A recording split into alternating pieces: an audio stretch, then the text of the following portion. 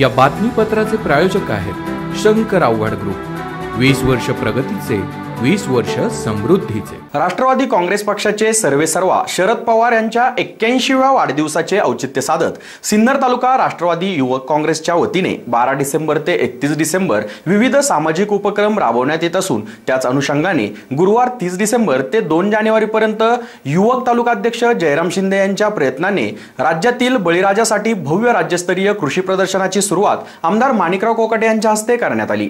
राष्ट्रवादी काँग्रेसचे युवक तालुकाध्यक्ष जयराम शिंदे यांनी तालुक्याचे आमदार माणिकराव कोकाटे यांच्या मार्गदर्शनाखाली राष्ट्रवादी काँग्रेस पक्षाचे अध्यक्ष शरद पवार यांच्या वाढदिवसाचे औचित्य साधून शहरातील लक्ष्मीनारायण लॉन्स येथे सिन्नर महोत्सव अंतर्गत भव्य राज्यस्तरीय कृषी प्रदर्शनाचे आयोजन केले असून त्याचा शुभारंभ गुरुवार दिनांक 30 डिसेंबर रोजी तालुक्याचे आमदार माणिकराव कोकाटे यांच्या हस्ते व विधान परिषदेचे आमदार सुधीर तांबे यांच्या उपस्थितीत मोठ्या उत्साहात करण्यात आले। त्यानंतर मान्यवरांनी येथील विविध स्टॉलला भेट देत पाहणी केली। यात धान्य महोत्सव, शेती अवजारे, गृहोपयोगी वस्तू, खास खवय्यांसाठी खानदेशी, कोल्हापूर, कोकणातील मेजवानी, खाऊगल्लीच्या माध्यमातून उपलब्ध करण्यात आली। सर्व स्टॉलची पाहणी झाल्यानंतर या ठिकाणी एक छोटेखानी कार्यक्रमाच्या माध्यमातून सर्व मान्यवरांचे स्वागत व सत्कार करण्यात आले। यावेळी राष्ट्रवादी काँग्रेस पक्षाचे युवक तालुकाध्यक्ष जयराम शिंदे यांच्या संकल्पनेचा अनेक मान्यवरांनी तोंड भरून कौतुक करत त्यांच्या उपक्रमाची प्रशंसा करण्यात आली। त्यांच्या या उपक्रमाने शेतकरी तसेच युवा वर्गाला एक प्रकारे नवी उभारी मिळाल्याने त्यांच्या या अभिनव कार्याला सर्वांनी शुभेच्छा दिल्या।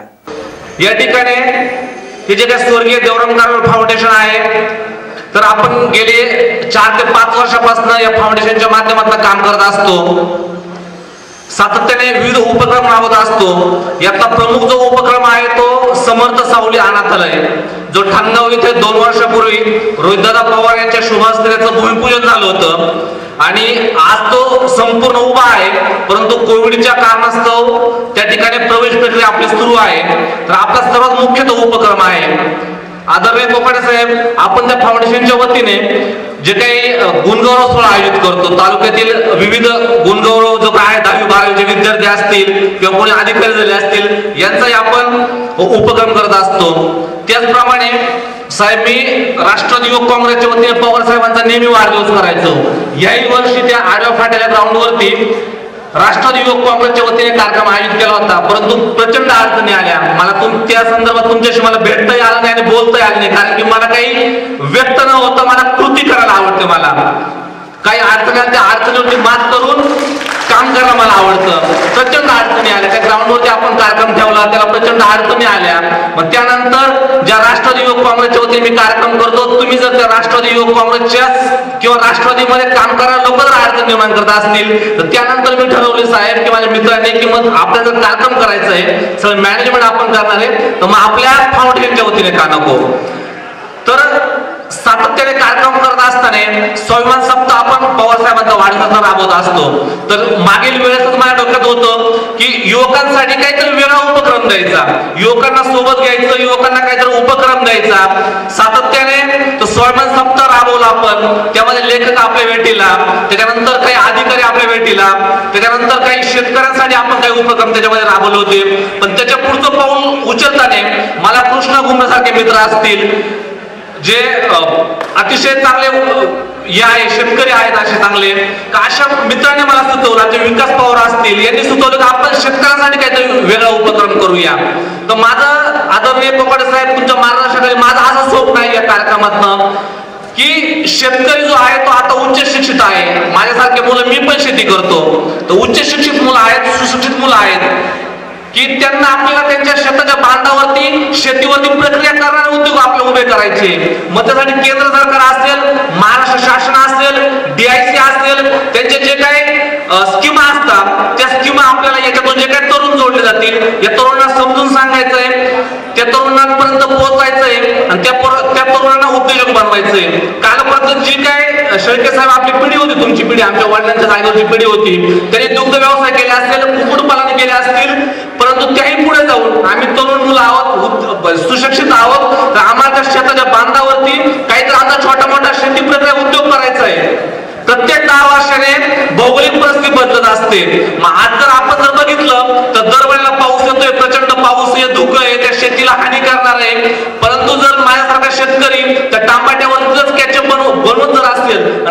पोपट साहेबांनी जर सहकार्य केलं, पोपट साहेबांनी मार्गदर्शन केलं तर नक्कीच अशा हजारो युवक आपल्या तालुक्यामध्ये तयार होऊ शकतात. त्या कांद्यावरची प्रक्रिया करू शकतात, प्रत्येक गोष्टीची प्रक्रिया करू शकतो आणि ते उद्योग आपल्याला या तरुणांच्या माध्यमातून करायचे.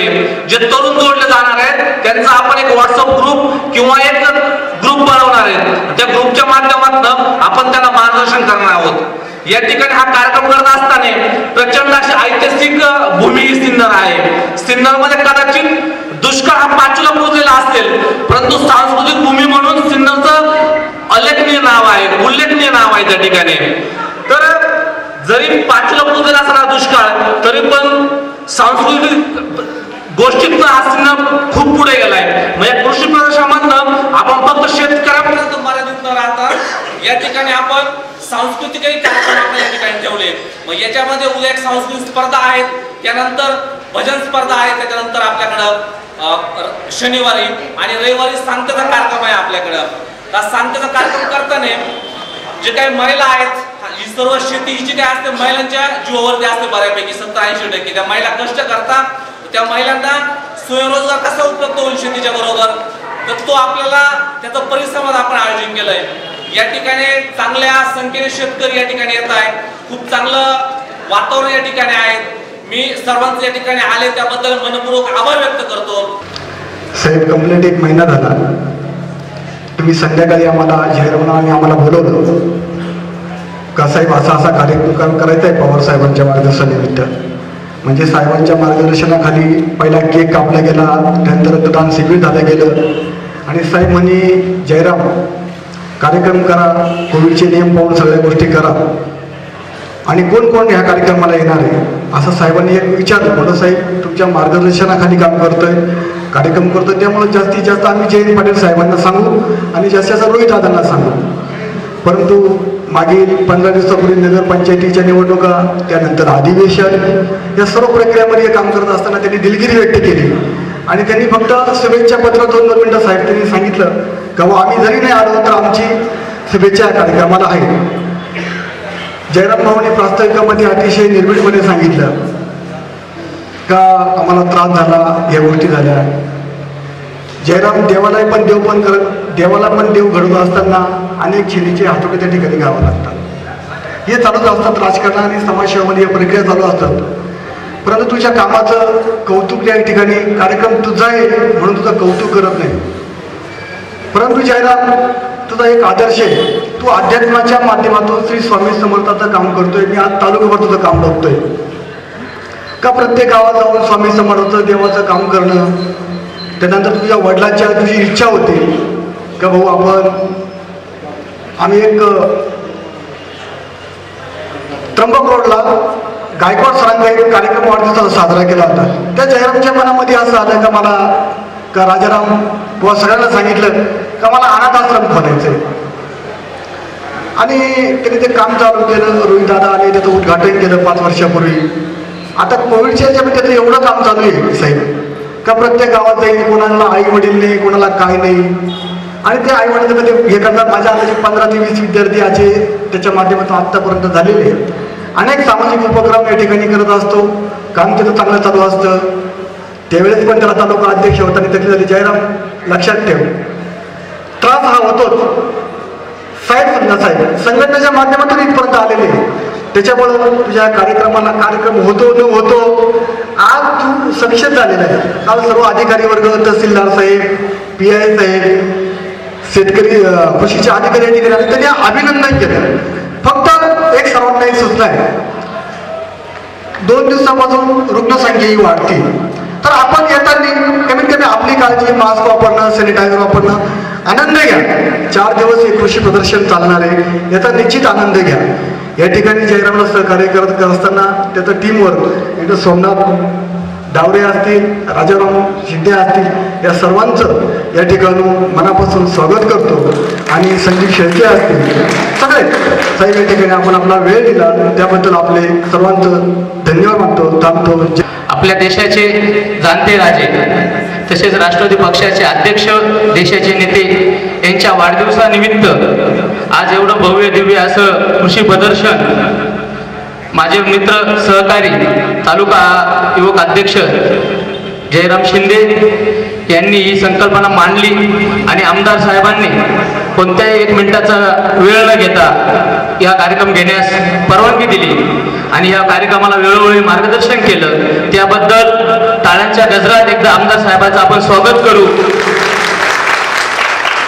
आजच्या कार्यक्रमाचं निमित्त एवढंच, पवार साहेबांची जी विचारधारा आहे, देश हा शेती प्रधान झाला पाहिजे आणि शेतकऱ्यांचं कमी पाण्यात कसं उत्पन्न वाढेल, शेतकरी कसा भरभराटी येईल, ही संकल्पना डोक्यात ठेवून आजचा कार्यक्रम घेण्याची योजना माझे मित्र जयराम शिंदे यांनी मांडली. आणि आजच्या कार्यक्रमाचा उद्देश एवढाच की शेतकऱ्यांना नवीन मार्गदर्शन मिळावं, पाण्याचा योग्य असा उपयोग व्हावा, अशा पद्धतीनं कृषीच्या माध्यमातून ज्या योजना आहे, कृषीच्या ज्या स्कीमा आहे, त्या इथे सगळे स्टॉल लावण्यात आले. मी माझ्या भाषणात एवढंच सांगेन की आजच्या या कृषी मेळाव्याचं 1 दिवस नसून हे 4 दिवस आहे. आज जे उपस्थित आहे यांनी घरी जाऊन गावात जाऊन सर्वांना याची माहिती द्यावी आणि मोठ्या संख्येने शेतकरी वर्ग आणि तालुक्यातील नागरिक उपस्थित राहावा अशी मी उपस्थित सर्वांना विनंती करतो. तुम्हीच निमंत्रक आणि तुम्हीच आयोजक आहे असं समजून पुढे माहिती फिरवा, पाठवा आणि उद्या मोठ्या संख्येने कसा शेतकरी वर्ग आणि तालुक्यातील सर्व ग्रामस्थ उपस्थित कसा राहील याची सर्वांनी नोंद घ्या. आजच्या कार्यक्रमामध्ये इतकंच का सांगेल की जयराम, तुम्ही जो कार्यक्रम आयोजित केला आहे तो एक उत्कृष्ट असा आहे, त्याबद्दल मी तुमचे आभार मानतो. राष्ट्रवादी काँग्रेस पार्टीच्या युवकांना बरोबर घेऊन आपण जो कार्यक्रम आणला आणि तो आज इथे आयोजित केला त्याबद्दल माझ्या वतीने शुभेच्छा देतो. आधीच कार्यक्रमाला उशीर झालाय आणि आमदार साहेबांसमोर पहिल्यांदाच बोलण्याची वेळ आल्यामुळे माझी थोडी गडबड होती, त्यामुळे मी थांबून घेतो. आज आपल्या देशामध्ये, संपूर्ण महाराष्ट्रामध्ये शेतकरी या बांधवांच्या माध्यमामधून जो शेतकरी वर्ग या ठिकाणी शेती करतो, परंतु आज संपूर्ण महाराष्ट्रामध्ये पावसाच्या माध्यमामधून, दुष्काळाच्या माध्यमामधून शेतकऱ्यावरती अनेक प्रसंग या ठिकाणी उद्भवलेले आहेत. म्हणून इथून पुढे शेतकऱ्यांनी आपली शेती कशी करावी, ऑर्गॅनिक पद्धतीने या ठिकाणी शेती करावी. शेतीचं माध्यम आपण मनामध्ये, आपल्या अंतःकरणामध्ये लक्षात ठेवून आधी अगदी 1 एकर शेती असेल, 2 एकर शेती असेल, त्या 1 एकर शेतीमधून 2 एकर शेतीमधून ऑर्गॅनिक या पद्धतीने अगदी 10-10 एकरमध्ये कष्ट न करता छोट्याशा शेतीमध्ये जास्तीत जास्त कष्ट करून उत्पन्न कसं काढता येईल याचं माध्यम म्हणजे आजचं हे प्रदर्शन आहे. म्हणून मी शेतकऱ्यांना एकच विनंती करेन की अनेक या ठिकाणी स्टॉल लागलेले आहेत. आपण सर्वांनी आपला हा कार्यक्रम संपल्यानंतर शेतकऱ्यांनी खऱ्या अर्थाने प्रत्येक स्टॉलवरती जाऊन आपण आपल्या शेतीमध्ये काय उत्पन्न घेतलं पाहिजे, आपल्या शेतीमध्ये जो आपण माल लावलेला आहे त्या मालावरती आपण फवारणी कोणत्या औषधाने केली पाहिजे याची खऱ्या अर्थाने आपण या ठिकाणी माहिती घ्यावी. शेतकरी आपल्या शेतामध्ये जी काही नांगरणी करतो, पूर्वी आपण बैलजोडी आणि नांगराच्या माध्यमातून आपण शेती या ठिकाणी मशागत करायचो, परंतु आता नवीन तंत्रज्ञान म्हणजे ट्रॅक्टरच्या माध्यमातून आपण या ठिकाणी शेतीची मशागत करतो. या ठिकाणी विविध प्रकारचे ट्रॅक्टर्स अनेक कंपन्यांचे या ठिकाणी उपलब्ध झालेले आहेत, त्यांचे स्टॉल या ठिकाणी लागलेले आहेत. आपण सर्वांनी, शेतकऱ्यांनी प्रत्येक स्टॉलवरती जाऊन ही माहिती घ्या आणि आपण जर खऱ्या अर्थाने माहिती जर घेतली तर नक्कीच आपली शेती आपण सुरळीतप्रमाणे या ठिकाणी करू शकतो. मी आलेल्या सर्व शेतकरी बांधवांना मी आपल्या सिन्नर कृषी उत्पन्न बाजार समितीच्या वतीने आपल्या सर्वांना धन्यवाद देतो. आपण सर्वांनी जर या कृषी प्रदर्शनात चक्कर जर मारला तर खरोखर अतिशय नाविन्यपूर्ण असं हे प्रदर्शन आदरणीय शरद पवार साहेबांच्या वाढदिवसाच्या निमित्तानं या युवक काँग्रेसच्या माध्यमातून भरवण्यात आलेली. आणि माझ्या पूर्वीच्या सर्व वक्त्यांनी, आयोजकांनी सांगितलं का या कार्यक्रमासाठी आमदार साहेबांनी खूप मोलाचं सहकार्य केलं. शेतकऱ्यांसाठी सातत्याने प्रयत्न करणारं हे आपलं नेतृत्व आहे. शेती व्यवसायासाठी पाणी उपलब्ध झालं पाहिजे, शेती व्यवसायाला पूरक व्यवसाय मिळाले पाहिजे, म्हणून आमदारांनी यापूर्वी डेअरीचा व्यवसाय, कुक्कुटपालनाचा व्यवसाय आणि त्याचबरोबर आपल्या तालुक्यातल्या असलेल्या दुष्काळी परिस्थितीवर मात करण्यासाठी गेल्या 8-10 वर्षापासून सातत्याने प्रयत्न करून कुंदेवाडी ते सायळा फूटचाली असेल, खोपडी ते मिरगाव फूटचाली असेल, अशा माध्यमातून सातत्याने शेतकऱ्यांच्या पाठीशी आमदार साहेब उभे आहेत. आणि म्हणूनच हा युवक काँग्रेसच्या माध्यमातून आमदार साहेबांच्या सहकार्याने हा मोठा कार्यक्रम कृषी प्रदर्शनाचा आयोजित केलेला आहे. खरोखर मी आयोजकांचे आभार मानतो, त्यांचं अभिनंदन करतो का अतिशय थोड्या वेळात त्यांनी अतिशय चांगलं भव्य दिव्य, माझ्या मते तालुक्यात इतकं भव्य दिव्य कृषी प्रदर्शन हे मला तर पहिल्यांदा पाहायला भेटलं. आपण सर्व शेतकऱ्यांनी या कृषी प्रदर्शनाचा लाभ घेतला पाहिजे. आज शेती व्यवसाय इतका अडचणीत आहे. शेती व्यवसायाच्या अडचणीमध्ये शेतमजुराची अडचण तर फार मोठी आहे. आज शेती व्यवसाय करणाऱ्याला शेतकऱ्याला शेतमजूर लवकर मिळत नाही आणि म्हणून तांत्रिक शेतीकडे जाण्यासाठी प्रयत्न केले पाहिजे. बराचसा वर्ग आज तांत्रिक शेतीकडे गेलेला आहे, परंतु अजूनही बऱ्याच शेतकऱ्यांना नवीन नवीन तंत्रज्ञान शेतीचं जे काही आलेलं आहे ते आपल्याला कळत नाही. अशा कृषी प्रदर्शनाच्या माध्यमातूनच आपल्याला हे नवीन तंत्रज्ञान एक शेतकऱ्यापर्यंत पोहोचलं जातं आणि ही चांगली सोय कृषी प्रदर्शनाच्या माध्यमातून आहे. परवा मी एका अंत्यविधीला खेड्यात गेलो होतो. तिथं 2-4 शेतकऱ्यांची चर्चा चालली होती का कांद्याची लागण करायची, भाव खूप झाले, मजूर मिळत नाही. मजूर मिळालं तरी ॲट अ टाइम ते 4-4-5-5 ठिकाणी कामं घेतात आणि प्रत्येकाला थोडं पाणी लावलं जातं आणि काम वेळेवर होत नाही. तर दुसऱ्या एका शेतकऱ्यांनी त्याला सांगितलं, अरे मी कांदे पेरले, मागच्या वर्षी कांदे पेरले होते आणि यावर्षी तर नवीन मशीन आलं कांदे पेरायचं, त्याच्या माध्यमातून कांदे पेरले, अतिशय कमी खर्चात माझी कांद्याची पेरणी झाली. मग त्या दोघांमध्ये चर्चा चालली होती का लागणीचा खर्च पेरणीचा खर्च. थोडक्यात सांगायचं काय, माझा तरी शेतीचा फारसा अनुभव नसला, शेती केलेली नसते, परंतु हे नवीन तंत्रज्ञान शेतीसाठी ज्या वेळेला येईल आणि आपण शेतकऱ्यांनी या तंत्रज्ञानाचा जर वापर केला तर निश्चितच आपल्या लागवडीच्या खर्चात, बाकीच्या खर्चात थोडी बचत होईल.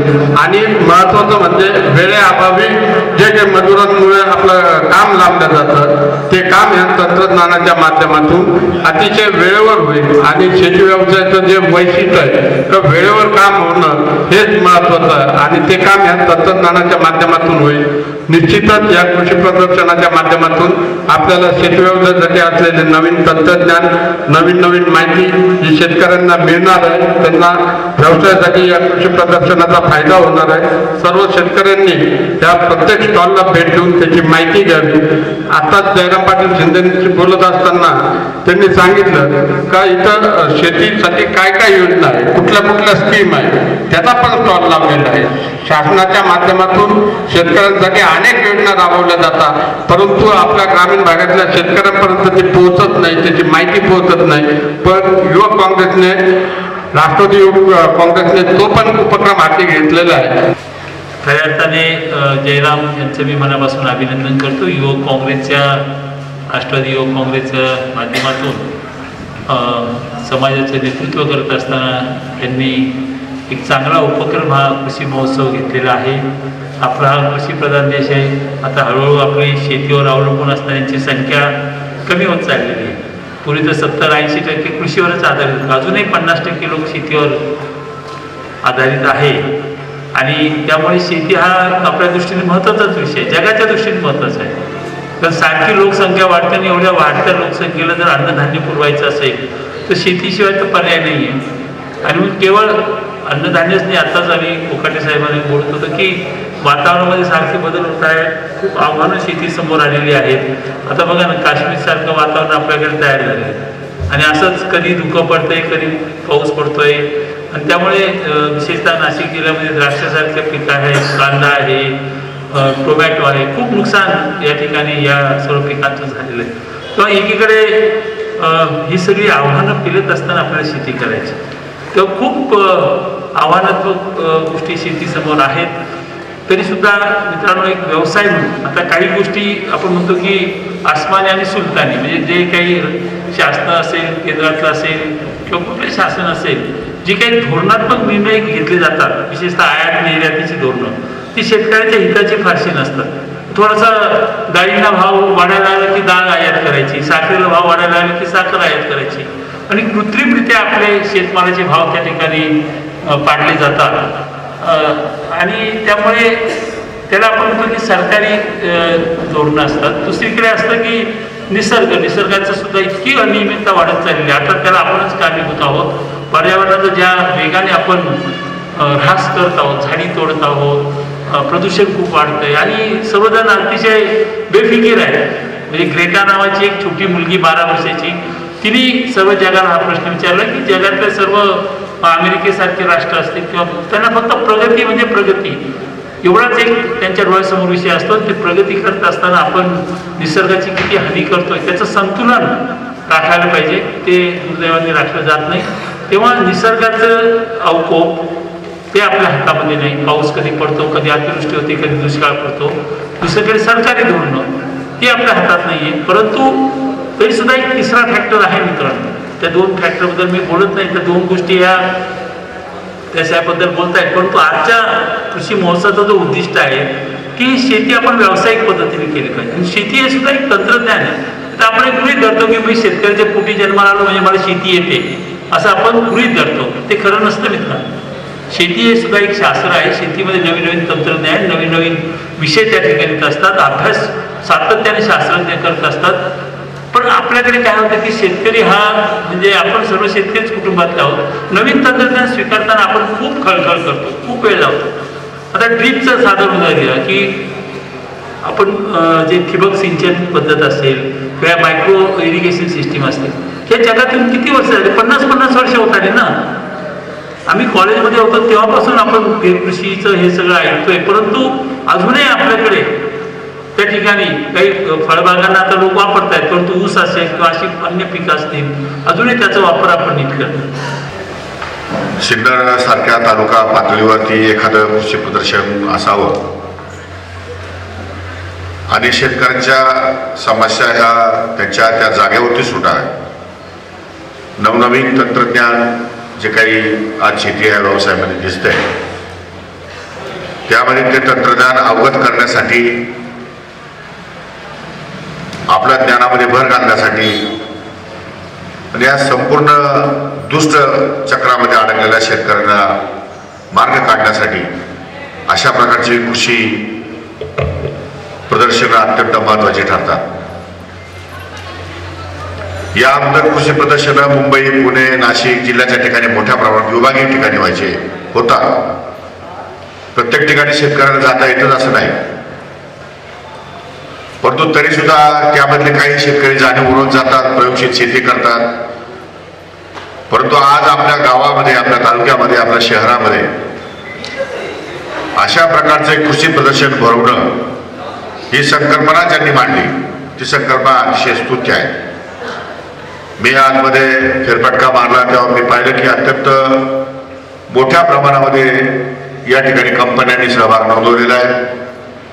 वेगवेगळ्या प्रकारचे प्रॉडक्ट, वेगवेगळ्या प्रकारचे औषधं, मशिनरी आणि अशा प्रकारचे जवळपास 150-200 स्टॉल एवढ्या छोट्याशा जागेमध्ये त्यांनी या ठिकाणी लावले आणि अतिशय उत्कृष्ट असं कृषी प्रदर्शन या ठिकाणी भरवण्यात आलेलं आहे. शिंदे आणि त्यांचे सर्व सहकारी आहेत. तर त्यांनी एकट्याने त्या जयरामने सगळं हे सगळं उभं केलेलं आहे. त्यामध्ये फक्त तू पुढे हो एवढं म्हणण्यापलीकडे मी कुठल्या प्रकारची वैयक्तिक मदत त्याला केलेली नाही. त्याने सर्व स्वतःच्या डोक्याने, स्वतःच्या हिमतीने, स्वतःच्या पायावर काही मित्रांना बरोबर घेऊन या ठिकाणी सगळं एक्झिबिशन सुरू केलं, उभं केलंय. आणि पाहिल्यानंतर असं वाटलं की कार्यकर्त्यांमध्ये धमक असावी लागते. धमक असल्याशिवाय सगळ्या गोष्टी उभ्या राहतात. त्यामुळे त्याचं मनापासून अभिनंदन केलं पाहिजे, कौतुक केलं पाहिजे की पवार साहेबांच्या वाढदिवसाचं निमित्त साधून, औचित्य साधून या सिन्नर तालुक्यातल्या शेतकऱ्यांना खऱ्या अर्थानं त्याचं ज्ञान अपडेट करणं, त्यांना शेतीच्या संदर्भामध्ये वेगवेगळ्या प्रकारचे मार्गदर्शन करणं, चर्चासत्राच्या माध्यमातून, स्पर्धेच्या माध्यमातून आणि या सगळ्या नवनवीन औषधं बनवणाऱ्या कंपन्या आहेत, नवनवीन तंत्रज्ञान आहे, ते प्रत्येकाला अवगत व्हावं या दृष्टिकोनातून अत्यंत चांगलं असं शिबिर या ठिकाणी भरवलेलं आहे, प्रदर्शन भरवलेलं आहे. पवार साहेबांच्या बाबतीत आपण जर बघितलं की देशामध्ये एकमेव असे नेते आहेत पवारसाहेब जे शेतकऱ्याच्या बांधावर जाऊन या ठिकाणी त्या शेतीचा अभ्यास करतात. जे शेतकरी नवीन प्रयोग करतात त्याच्या पाठीशी खंबीर उभे राहतात. ज्या शेतकऱ्यांना कायद्यामध्ये काही अडचण निर्माण झाल्या ते कायदे बदलण्यासाठी पवारसाहेब आग्रही राहतात. त्यामुळे देशाचा कृषी मंत्री असताना भारतातला शेतकरी हा या ठिकाणी स्वावलंबी कसा होईल, स्वतःच्या पायावर कसा उभा राहील, शेतकऱ्यांना स्वतःचं उत्पन्न कसं वाढवता येईल, हा सारासार विचार करून पवार साहेबांनी अनेक कृषी कायदे केले अनेक वेळा त्यांच्याबरोबर मला शेतकऱ्याच्या बांधव जाण्याची वेळ आली. मी स्वतः माझे अतिशय चिकित्सक अभ्यास होतो आणि त्यातले दोष आणि गुण या ठिकाणी स्वतः डोळ्याने पाहिल्याशिवाय या ठिकाणी त्यांना चैन पडत नाही. आताच्या सरकारामध्ये कृषी मंत्र्याचं काय चालू आहे देवाला माहिती, परंतु पवार साहेबांसारखा शेती विषयक जाणीव असलेला कळवळा असलेला नेता देशामध्ये एकही नाही. आणि मग त्यांचंच या ठिकाणी वाढदिवसाचं औचित्य आपण या ठिकाणी साधलेलं आहे. मागच्या वर्षामध्ये कोविडच्या केसमध्ये एकदा कांद्याचे भाव असेच गडगडले. मी देशातल्या काही खासदारांना असं विचारलं, जो प्रामुख्याने नाशिक पुणे आणि या सगळ्या आपल्या भागामधला खासदार, म्हणजे कांद्याच्या संदर्भामध्ये एवढी वाईट परिस्थिती आहे शेतकऱ्यांची, केंद्र सरकार यावर काही आधार का शेतकऱ्यांना देत नाही, काही निर्णय का शेतकऱ्याच्या बाबतीत घेत नाही. तर त्या प्रश्नावरती नरेंद्र मोदींचं मत असं होतं की देशातली 90% लोक कांदा खातात आणि देशातली 10% लोक कांदा पिकवतात. मी 90% लोकांची बाजू घ्यायची की 10% लोकांची बाजू घ्यायची. कुठलाही राजकारणी असला, ज्याला राजकारण करायचंय तो 90%चीच बाजू घेईल ना. त्यामुळे 10% शेतकरी देशोधडीला जरी लागले तरी सरकारकडून काही त्यांना फरक पडत नाही. परंतु 90% कांदा खाणारा जो ग्राहक आहे किंवा जो वर्ग आहे त्याची सेफ्टी या ठिकाणी पाहिली पाहिजे असा विचार सरकारच्या मनामध्ये येणं तशी म्हणजे दुर्भाग्याची गोष्ट आहे. पण तो जरी विचार आला तरी सुद्धा या शेतकऱ्यांना अनुदानाच्या माध्यमातून आपल्याला भरघोस अशी मदत करता येऊ शकते. सरकारमध्ये काय फरक पडतोय? ही सरकार 50-50 हजार कोटी रुपये खर्च करून एखादा रस्ता करतात, पण 2-5 हजार कोटी शेतकऱ्यांसाठी खर्च करायला तयार होत नाही. ही खऱ्या अर्थानं आपल्या दृष्टिकोनातून अत्यंत वेदना देणारी बाब आहे. आणि मग हे करण्यासाठी जी काही वेगवेगळ्या प्रकारची दालनं आहेत ती दालनं उपलब्ध करून देणं हे समाजातल्या आमच्यासारख्या राजकीय पुढाऱ्यांचं किंवा आमच्यासारख्या समाजकारणामध्ये राजकारणामध्ये काम करणाऱ्या लोकांचं काम आहे. तोच हेतू डोळ्यासमोर ठेवून अतिशय चांगला असा उपक्रम या ठिकाणी जयरामने सुरू केला आहे. मी त्याला पुन्हा एकदा मनापासून धन्यवाद देतो. आणि दुसरी गोष्ट, तो सांगत होता की खूप त्रास होतोय, खूप विरोध होतोय, खूप हे होतोय. जयराम, सगळ्या क्षेत्रामध्ये त्रास आहे, त्रास कुठलं क्षेत्र मोकळं नाही.